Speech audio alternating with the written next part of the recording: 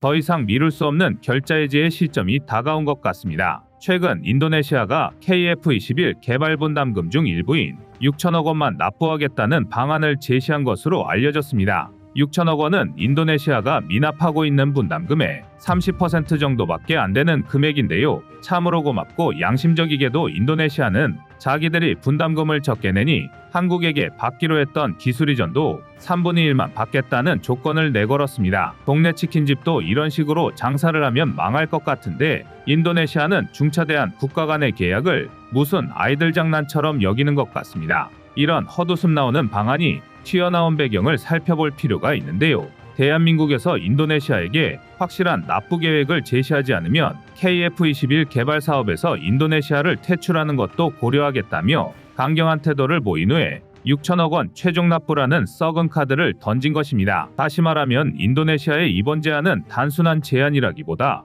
우리도 이제 어쩔 수 없으니 이거라도 받을 거면 받고 아니면 말아라 하는 식입니다. 인도네시아가 이런 목리를 부리는 표면적인 이유는 재정적인 부담, 즉 돈이 없어서라는 것인데요. 분담금 납부 의지는 확고한데 여건이 어려운 상황이라면 한국 측에서도 여러 대안을 생각해 볼 수 있을 겁니다. 그러나 문제는 인도네시아가 다른 나라의 무기를 구매하는 데는 물 쓰듯이 돈을 펑펑 쓰면서 KF-21 분담금은 내지 못하겠다고 배짱을 튕기고 있다는 것입니다. 게다가 잠수함 도입 계약도 지키지 않아 한국 측에 막대한 손실을 안겼는데요. 이런 행패도 모자라 인도네시아는 올해 초 KF-21 기술을 유출하려고 시도했다가 적발돼 현재 수사가 진행 중에 있습니다. 잃을 것이 없다고 판단한 인도네시아가 별의별 악행은 다 저지른 것이라 볼 수 있는데요. 최근의 동향을 보면 인도네시아 내에서는 자기들도 아쉬운 부분이 있으니 어떻게든 대한민국에게 한쪽 발은 걸쳐놔야 한다는 분위기도 감지되고 있습니다. 그래서 준비했습니다. 오늘은 흙탕물을 일으키는 미꾸라지 인도네시아와 대한민국의 대응책에 대해 알아보겠습니다. 지금 보시는 영상이 마음에 드셨다면 지인들의 카톡으로 공유해주세요. 여러분의 구독과 좋아요는 꺼리튜브 영상 제작에 많은 힘이 됩니다. 최근 알려진 바에 따르면 인도네시아가 드디어 KF-21 분담금을 완납하겠다는 뜻을 대한민국에 전달했습니다. 하지만 처음에 계약한 내용 그대로 약속을 지키는 것이 아니라 미납된 분담금 중 6천억 원만 내겠다고 해 상당한 논란을 일으키고 있습니다. 2016년에 대한민국과 인도네시아는 KF-21 개발 사업에서 인도네시아가 총개발비 8조 원 중 20%에 해당하는 1조 6천억 원을 분담하기로 합의했습니다. 이 계약에 따라 인도네시아는 분담금을 납부하고 한국으로부터 KF-21의 관련 기술 일부를 이전받기로 했습니다. 인도네시아는 계약 체결 후 초기에는 약속된 분담금을 일정 부분 지불했으나 이후 경제 여건 악화와 예산 부족을 이유로 납부를 지연했습니다. 또한 자신들이 기대했던 기술 이전에 한국 측이 소극적이라고 주장하며 불만을 표시하기도 했습니다. 벌써 이것부터 말도 안 되는 억지라는 걸 알 수 있는데요. 분담금 완납을 미루고 있는 인도네시아에게 한국이 기술 이전을 해줄 이유가 전혀 없음에도 기술 이전을 안 해준다는 핑계를 대며 분담금을 내지 못하겠다는 식으로 나온 것입니다. 그런데 최근에 인도네시아는 기나긴 분담금 논쟁에 종지부를 찍겠다는 듯 일종의 통보 비슷한 개념의 타협안을 제시했습니다. 개발이 완료되는 2026년까지 미납하고 있는 분담금을 모두 납부하기는 어려우며 대신 올해부터 2026년까지 매년 약 1천억 원씩 3천억 원 정도는 낼 수 있다는 방안을 내놓은 것입니다. 지금까지 납부한 3천억 원에 더해 향후 납부할 3천억 원을 더하면 모두 6천억 원인데요. 이는 인도네시아가 부담하기로 한 개발 분담금의 30%에 불과한 금액입니다. 그러면서 인도네시아가 선심 쓰듯이 내건 조건이 분담금을 3분의 1 수준으로 내니 기술 이전도 3분의 1만 받겠다는 것입니다. 언뜻 생각하면 처음 계약한 대로 약속은 지키지 못하지만 변화한 여건 속에서 자신들이 책임져야 할 의무는 최선을 다해 이행하고 그에 대한 불이익도 감수하겠다는 것처럼 보입니다. 그러나 KF-21 개발은 인도네시아의 개발 분담금을 염두에 두고 사업을 계획하고 진행한 것이기 때문에 만약 인도네시아의 제안을 받아들인다면 한국의 추가적인 재정 부담 발생은 피할 수 없게 됩니다. 이게 다가 아닙니다. KF-21 분담금 미납이나 축소도 문제지만 더욱 화가 나는 것은 인도네시아가 다른 쪽에서는 마치 한국을 약올리기라도 하는 듯이 작지 않은 규모의 무기 쇼핑을 하고 있다는 것입니다. 인도네시아는 자국의 국방 현대화를 한다는 명목으로 미국에서 F-15EX 24대와 S-70M 블랙호크 헬리콥터 24대, 프랑스로부터는 라팔 전투기 42대를 도입하기로 하였습니다. 하지만 인도네시아가 한국에게 KF-21 개발 분담금을 납부하지 않는 모습을 지켜본 미국과 프랑스는 현금 거래를 조건으로 내걸었고 인도네시아도 이를 받아들였습니다. KF-21 분담금은 갖가지 핑계를 대면서 미납하고 강경하게 나선 미국과 프랑스에는 현금으로 결제를 한다는 건 대한민국을 무시하는 처사가 아닐 수 없습니다. 그런데 여기에 한술 더 떠서 인도네시아는 프랑스 나발그룹으로부터 스코르펜급 디젤 전기식 잠수함 2척을 주문하고 이탈리아와는 다목적 원양 초계함 2척을 계약하였습니다. 아무리 미운 털이 박힌 인도네시아라도 자국의 해군력 증강을 위해 잠수함과 함정을 구매하는 것까지 상관할 일은 아니라고 하실 분들도 있겠지만 여기에도 대한민국 방산이 얽혀 있습니다. 인도네시아는 섬이 17,000개에 달하고 해안선 길이가 10만 킬로미터 정도입니다. 이런 지정학적 특성상 해군력 증강에 힘써왔는데요. 그 계획의 일환으로 12척의 잠수함 도입 사업을 추진했습니다. 그리고 2011년에 1차 사업 계약을 체결한 것이 바로 대우조선해양입니다. 당시 대우조선해양은 1,400톤급 잠수함 3척 중 1번함과 2번함은 국내에서 완성해 인도네시아로 납품했고 3번함은 PAL 조선소에서 조립 건조됐습니다. 적어도 여기까지는 별 문제가 없었습니다. 인도네시아도 한국이 건조한 잠수함에 만족하여 2019년에 잠수함 3척을 추가 주문하는 2차 사업 계약을 체결했습니다. 대우조선해양은 잠수함의 핵심 부품 중 하나인 추진전동기를 독일에 먼저 주문했으나 아직까지 인도네시아 측에서 계약금을 내지 않아 계약이 발효되지 않았고 현재 800억 원 가량의 막대한 손실을 입은 상태입니다. 그런데 이 상황에서 얼마 전 인도네시아가 프랑스 나발그룹과 배수량 2,000톤의 스콜펜급 잠수함 2척을 인도네시아의 수라바야에서 건조하는 계약을 체결했다고 발표한 것입니다. 거래 규모는 정확히 밝혀지지 않았지만 3조 1,670억 원 정도로 추정됩니다. 잠수함뿐만이 아니라 인도네시아는 이탈리아로부터 원양 초계함 2척을 도입하는 계약도 체결했는데요. 거래 규모는 1조 7,300억 원 정도로 알려져 있습니다. KF-21 개발 분담금도 내지 않고 잠수함 도입 계약금도 내지 않아서 대한민국에게 엄청난 피해를 끼치는 와중에 미국과 유럽에서 대규모 무기 체계를 닥치는 대로 사들이는 꼴은 흡사 한국을 우롱하는 것처럼 보입니다. 하지만 이런 지지부진한 상태로 계속 사업을 끌고 가면 KF-21의 전력화에도 차질이 생기게 되므로 한국으로서는 진퇴양난의 상황에 봉착하게 되는데요. 결국 방사청에서 인도네시아의 분담금 할인 제안을 받아들이는 쪽으로 가닥이 잡힐 것이라는 게 중론입니다. 그도 그럴 것이 KF-21 사업에서 인도네시아를 완전히 퇴출시키면 카이와 방사청은 물론 대한민국 국민들의 분노를 어느 정도 씻어내줄 수는 있겠지만 차후의 손실도 적지 않다는 것입니다. 인도네시아가 분담금을 총 6천억 원만 납부하면 처음 약속한 금액에서 무려 1조 원이나 차감한 셈이라 한국 측에 1조 원의 추가 개발비가 발생합니다. 그러나 KF-21의 아킬레스건이라 할 수 있는 배당 가격을 낮추기 위해서는 인도네시아가 도입하기로 한 48대가 꼭 필요합니다. 분담금 차감도 문제지만 KF-21 개발 사업에서 인도네시아의 완전한 퇴출이 이뤄지면 48대 도입도 어그러지고 그러면 가뜩이나 배당 가격이 상승 중인 KF-21의 가격이 F-35보다 비싸질 수 있다는 우려가 현실이 될 수도 있습니다. 방사청 관계자 역시 인도네시아의 분담금이 6천억 원으로 줄어들더라도 KF-21 48대 도입 계약은 아직 유효하기 때문에 섣불리 퇴출을 논하는 것은 위험하다는 의견을 내비쳤습니다. 또한 인도네시아에게 계속 분담금을 납부하라는 압박을 가해도 기한을 연기해달라 등등 갖은 핑계를 대며 차일피일 미루면 우리로서는 딱히 뾰족한 방법도 없습니다. 국내 일각에서는 1조 원이나 분담금을 깎아주는데 인도네시아는 KF-21 기술만 가져가는 것이 아니냐는 의문을 제기하기도 하지만 애초에 기술 이전은 KF-21 개발 종료 시점인 2026년 이후에 해주는 것으로 정리가 된 이야기라 크게 걱정할 부분은 아닙니다. 그리고 분담금을 깎아준 만큼 기술 이전도 덜 받겠다는 조건이라면 한국이 인도네시아에게 A사 레이더, IRST, EOTGP, RF 제머 같은 핵심 기술을 넘겨줄 리도 없습니다. 추정이긴 하지만 첨단 전투기 개발에 큰 도움이 되지 않는 수준의 기술만 이전해줄 가능성이 크다고 할 수 있습니다. 그런데 일각에서는 인도네시아도 대한민국의 도움이 절실히 필요한 사안이 있기 때문에 우리에게도 상황을 뒤집을 카드가 있다는 분석을 내놓기도 합니다. 인도네시아의 조코위 대통령이 최근 공개적인 자리에서 성공적인 경제 발전을 이룬 한국을 롤모델로 삼아 인도네시아도 발전을 해야 한다는 발언을 한 것인데요. 여기에는 숨은 뜻이 있습니다. 현재 인도네시아는 기후변화로 인해 심각한 위기를 겪고 있고 특히 수도인 자카르타는 도시 기능이 마비될 정도라 수도 이전을 추진하고 있습니다.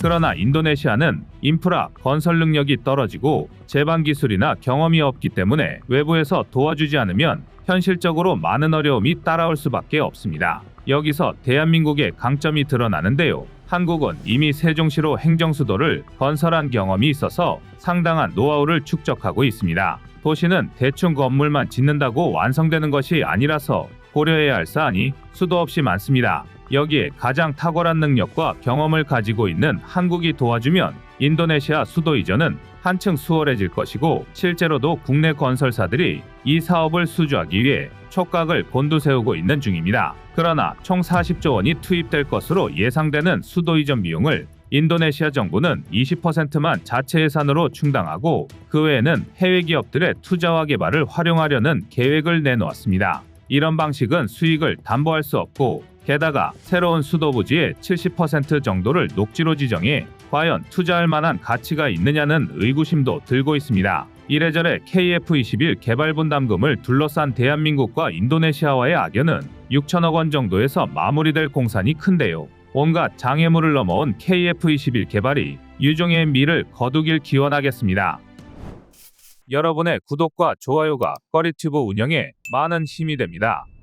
놀랍게도 대한민국의 호재가 된 건 이번에도 폴란드였습니다. 역시 어려울 때마다 한 건씩 해주는 것 같은데요. 무기체계 인도 일정에 대한 무리한 부탁에도 불구하고 폴란드의 안보 사정을 감안해 국내 소유분까지 GF 모델로 우선 공급한 보람이 느껴집니다. 그동안 인도네시아가 약 1조 원에 육박하는 KF21 보람의 분담금을 미납하는 등 배짱을 부릴 수 있었던 이유는 사실 간단합니다. 자신들 말고는 대안이 없었기 때문입니다. 아닌 게 아니라 KF21 개발 과정에서 인니의 역할은 전체 개발비의 20% 수준인 1조 7,663억 원을 납부하는 것 말고는 아무것도 없었습니다. 공동개발을 위해 기술을 공유한 것도 아니고 그렇다고 대한민국과 협력해 연구 개발을 진행한 것도 아니었는데요. 그런데도 대한민국은 인니를 손절할 수 없었습니다. 오죽하면 업계에서는 기껏해야 2조 원도 안 되는 금액 때문에 우리가 피땀 흘려 개발한 기술을 인니에 건네주느니 차라리 독자 개발하자는 주장까지 나왔지만 대한민국은 인니와 불편한 동거를 계속할 수밖에 없었습니다. KF21 개발 사업에서 진짜 염려스러운 부분은 고작해야 1조 7,663억 원밖에 하지 않는 개발 비용이 아니라 수출이었기 때문입니다. KF21이 아무리 뛰어난 전투기라 할지라도 수출 실적이 저조하면 제대로 양산조차 할 수 없는 게 현실입니다. 실제로 방사청에서 규모의 경제를 산출한 결과 KF21은 최소 300대 이상을 양산해야 비로소 수익이 발생하는 구조인데요. 국방비의 수백조 원을 때려박을 수 있는 나라라면 국내 소유분만으로 이를 달성할 수 있겠지만 대한민국은 유감스럽게도 최대 120대 정도가 한계입니다. 그렇다면 결국 나머지 180대를 오직 수출 물량으로만 달성해야 한다는 건데 이게 또 쉽지 않습니다. 멀리 갈 것도 없이 당장 T-50 FA-50만 봐도 지금은 불세출의 훈련기, 경공격기로 명성이 높지만 정작 2005년 양산을 시작한 이래 첫 수출은 무려 6년이 지난 2011년에서야 이루어졌습니다. 심지어 그것도 인도네시아에 수출한 게 최초였는데요. 이런 전례가 있었던 탓에 방사청은 인니를 내칠 수 없었습니다. 동남아의 맹주인 인니가 KF21을 도입할 경우 첫 수출까지 걸리는 시간을 극단적으로 단축할 수 있고 게다가 시장 개척에도 유리하다고 판단한 것입니다. 뿐만 아니라 인니 자체만으로도 현지에서 48대를 생산하겠다는 계획이었으니 일종의 보험 개념으로서도 인니를 손절할 수 없었는데요. 인니 입장에서는 어차피 아쉬운 건 대한민국인이 제멋대로 망나니 짓을 할 수 있었던 것입니다. 천불이 나는 일이지만 대한민국은 아직 후발주자로서 바잉파워가 부족한 탓에 감수해야만 하는 일이었습니다. 쉽게 말해 뭘 믿고 대한민국이 최초로 만든 전투기를 구입하겠는가는 걱정을 해소할 수 없었던 겁니다. 적어도 KF21 보라매의 실기체가 공개되기 직전까지는 그랬는데요. 그런데 막상 KF21 보라매가 초도 비행까지 성공하고 나자 상황이 완전히 뒤바뀌었습니다. KF-21의 종합적인 성능이 도저히 대한민국의 첫 국산 전투기라는 게 믿기지 않을 만큼 놀라웠던 것입니다. 미국의 이전 겁으로 걸림돌이라 생각했던 4대 핵심 기술은 오히려 독자 개발에 성공해 기술 성장이 훨씬 자유로워졌고 덩달아 동급 최고 수준의 스텔스 성능을 갖추면서 시제기 단계인 벌써부터 KF-21 블록 3 스텔스 형상 청사진이 그려지고 있습니다. 또한 최근 공개된 고바듬각 기동은 마치 F-22 랩터를 떠올리게 하는 극한의 퍼포먼스를 증명했는데요. 이외에도 아이리스-T, 미티어, AIM-9X 사이드와인더, AIM-120 암남 국산 공대공 미사일부터 KPD-350 천룡 같은 공대지 미사일, 그리고 AGM-84 하푼 국산 공대함 유도탄투까지 미국과 유럽, 대한민국을 아우르는 폭넓은 무장통합 능력을 갖추고 있습니다. 한마디로 범용성이 뛰어나다는 건데요. 전례를 찾아볼 수 없을 정도인 KF-21의 범용성은 멀티롤 전투기로서 수출 시장에서 가장 중요한 요소 중 하나입니다. 대한민국과 우리의 동맹국, 즉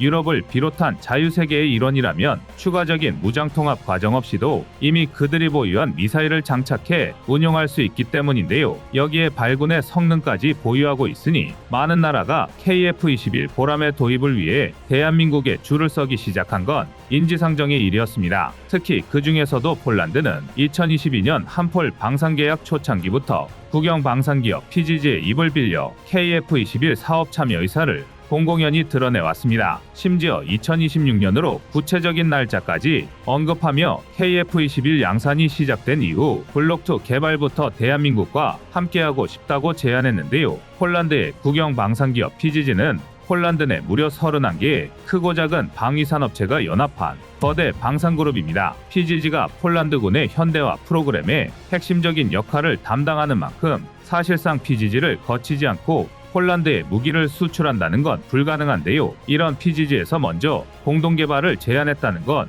사실상 대한민국의 승낙만을 기다린다는 말과 같았습니다. 그러나 당시 대한민국은 긍정적인 검토쯤으로 폴란드의 제안을 받아들였습니다. 어찌되었든 인니가 사업 참여 의지를 계속해서 보였기 때문인데요. 그러나 대한민국의 신뢰는 철저히 배신당했습니다. 이후 인니는 분담금 미납액이 천정부지로 쌓여가는데도 라팔, 미라주 2005, F-15EX, UH-60 블랙호크 도입 계약을 체결했는데요. 뿐만 아니라 최근에는 인니 기술진이 하이 연구시설에서 KF-21 관련 기술을 자그마치 6,600건이나 빼돌리려다 적발되기도 했습니다. 이러니 결국 대한민국도 인내 한계에 도달할 수밖에 없는데요. 실제로 최근 대한민국은 폴란드 제안을 받아들이는 움직임을 보이고 있습니다. 방위사업청장이 직접 현지 매체와의 인터뷰를 통해 폴란드가 KF-21 도입을 검토한다면 폴란드 방산기업을 KF-21 사업에 참여시킬 수 있다고 공언한 것입니다. 그동안 폴란드의 구애는 계속해서 있었지만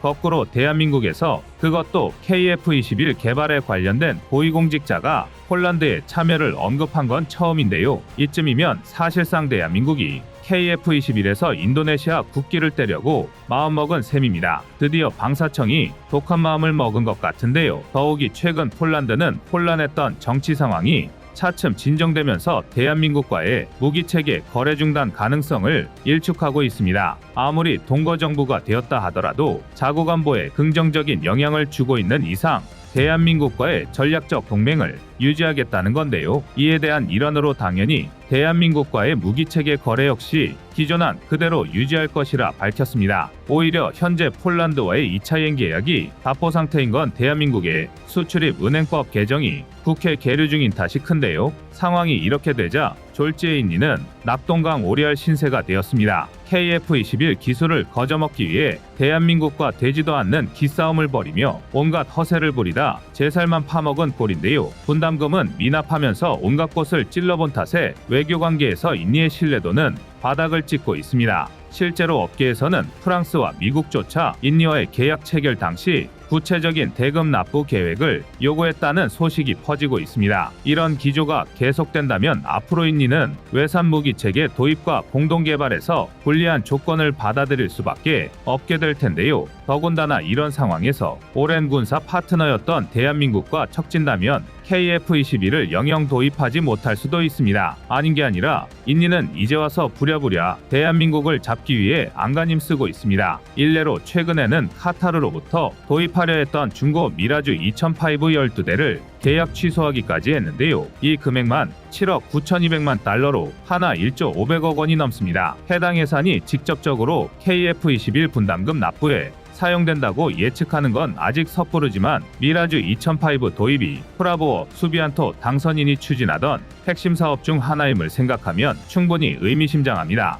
뿐만 아니라 국제 정치 전문가들은 인니 대선 결과를 프라보어 수비안토 개인의 승리가 아니라 조코위도도의 삼선으로 평가하고 있습니다. 표면적으로는 조코위도도 전 대통령의 정적인 프라보어 수비안토가 당선되었지만 실상은 그가 당선될 수 있었던 뒷배경에는 조코위도도의 정책을 그대로 계승한 덕을 무시할 수 없다는 것입니다. 실제로 프라보어는 가장 격렬했던 1월 유세에서 지지율이 하락하기 시작하자 조코위도도 전 대통령의 정치적 비전을 물려받겠다며 공언하고 다녔습니다. 여기에는 현재 인니정계 최대 쟁점인 수도 이전부터 니켈 등 원광 수출 금지, 국방정책 등이 모두 담겨 있었는데요. 심지어 조코위도도의 장남인 기브란 라카부밍 라카를 부통령 후보로 지명하기까지 했습니다. 이에 일부 극단적인 전문가들은 프라보어의 대통령 집권 5년이 기브란의 정치적 기반을 만들기 위한 수습기간이 될 것이다라고 평가하고 있습니다. 아직 상황을 좀 더 지켜볼 필요가 있겠지만 프라보어 당선인이 본격적인 대통령 업무를